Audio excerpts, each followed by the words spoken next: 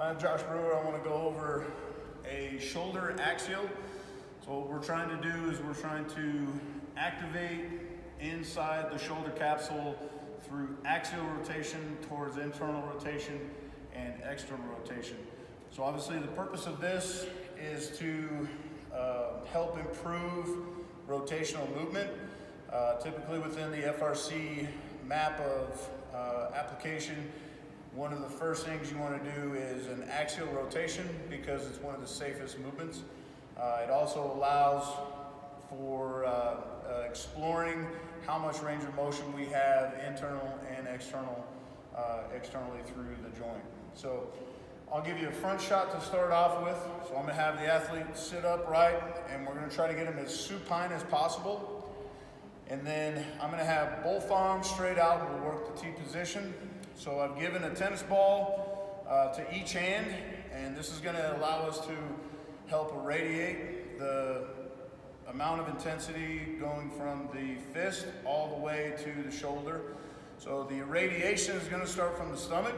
He's going to compress, he's going to contract, staying as supine as possible. That's going to allow for good contractions through the back and through the entire torso. And then he's going to squeeze the ball, and I want to see that ball start to contract. As we move towards internal rotation, it's going to be a very slow forward contraction, and he's going to continue to go until he reaches his end point.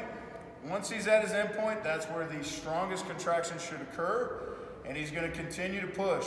Now usually I'll typically come through and apply a little pressure with the athlete to show them that there's going to be a little more movement for them, and then we're going to back off and we're going to throw everything back, staying supine. And then again, we're going to start to contract heavily, maintain a good tough contraction, squeezing the ball, keeping the body irradiated as well. And then we're going to push backwards through that posterior. So again, the strongest part of the contraction is going to be at the end range, as that's where we're trying to track the most attention to gain active range of motion.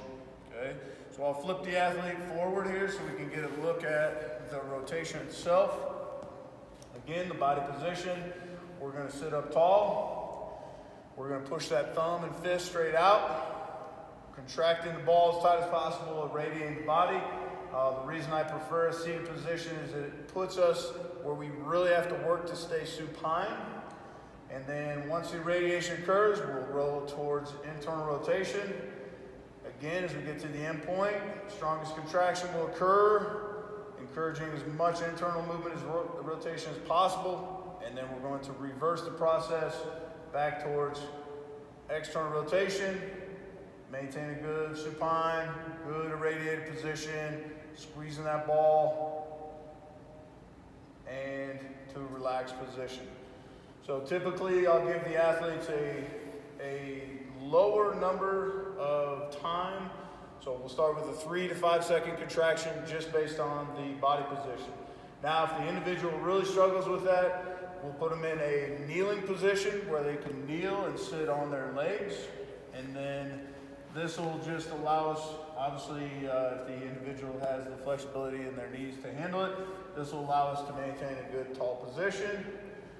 And then we'll go from a fully flexed, rotating towards that internal rotation, getting the strongest contraction at the end range, holding for about 3 to 5 seconds, and then maintaining intensity, moving slow, all the way back to a externally rotated shoulder, fighting through the end range for about 3 to 5 seconds.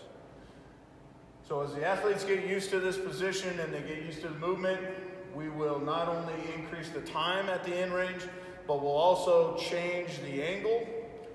So with my wrestlers, as they're an individual group that works many different positions and body positions under stress and tension, I'll literally go through a full clock position where I'll start at 6 o'clock and change every clock hour until we get all the way to 12 o'clock.